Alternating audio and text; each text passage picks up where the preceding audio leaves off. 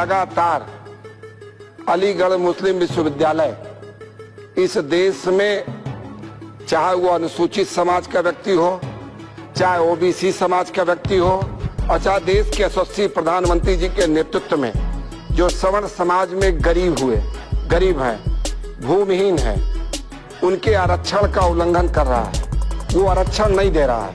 यह मुस्लिम विश्वविद्यालय 1920 में ये बना है और ये 1916 में जो बीएचयू बना था उसके एक्ट के अनुसार बना है।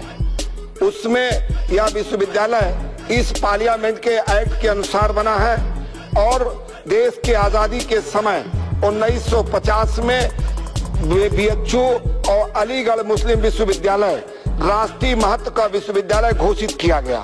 लेकिन लगातार अलीगढ़ मुस्लिम विश्वविद्यालय को माइनॉरिटी का विद्यालय घोषित करने का एक कुत्सित प्रयास यहाँ के लोगों के द्वारा, कांग्रेस के लोगों के द्वारा किया गया है।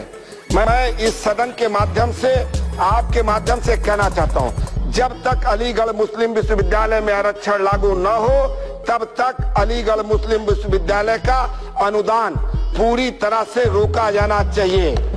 ये विषय गंभीर है।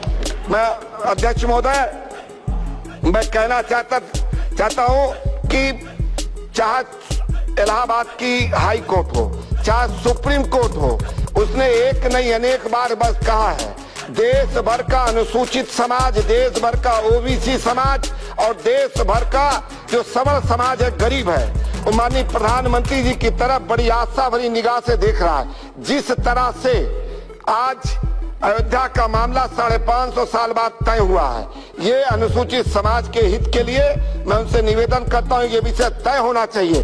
पिछले 50 साल में अगर अलीगढ़ मुस्लिम विश्वविद्यालय में आरक्षण लागू हुआ होता तो कितने वहाँ पे डॉक्टर, इंजीनियर, टीचिंग और नॉन टीचिंग स्टाफ के लोगों को लाभ मिला होता।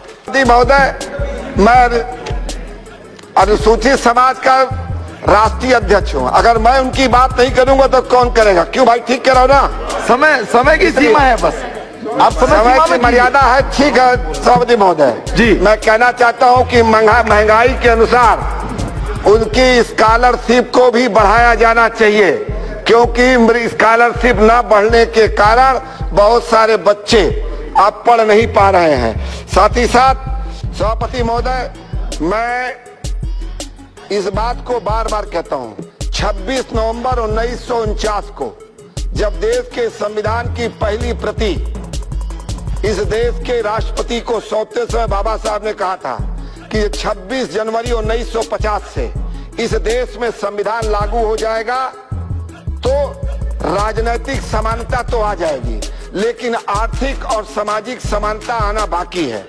आर्थिक और सामाजिक समानता आने वाले सरकारों पर निर्भर करेगी। मैं माननीय प्रधानमंत्री जी को बधाई देते हुए कहना चाहता हूं कि निश्चित रूप से उनके नेतृत्व में इस देश में सामाजिक और आर्थिक समानता की शुरुआत हुई है। हनुमान करते हुए अपनी बात पूरी करता हूं।